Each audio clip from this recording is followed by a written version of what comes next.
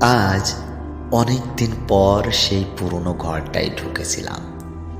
দরজাটা আগের মতোই শব্দ করে খুলল।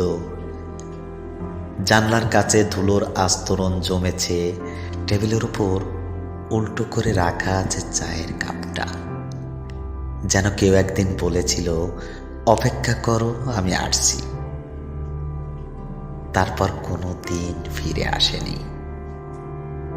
ঝোলানো ব্যালকনিটায় সাদা গোলাপের শখের কাননটা প্রিয়জন হারানোর বেদনায় কাতর হয়ে আছড়ে পড়েছে। কি যে এক অদ্ভুত নীরবতা ঘরটাকে গিলে খাচ্ছে।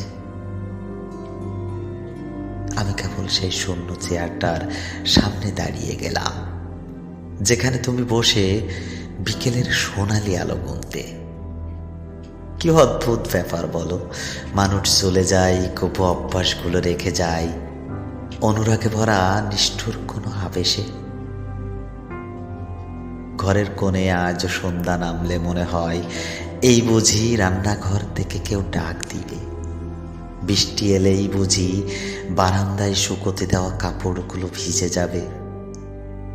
অথচ বহু বছর হলো সেই কাপড় আর কেউ কোনোদিন মেলেই রাখেনি। আমি ধীরে ধীরে সব গুছিয়ে দিলাম।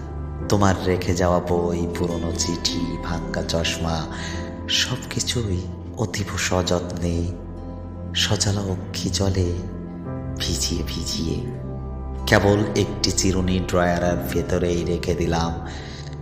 কারণ মানুষ চলে গেলে তার সব কিছুই ফেলে দেওয়া যায়, কিন্তু সেই বিশ্বাসটুকু হয়তো কোনো একদিন ভুলের অন্তরাল থেকে ক্লান্ত হয়ে সে ফিরে এসে বলবে, আমার চিরুনিটা কোথায় রেখেছ প্রিয়?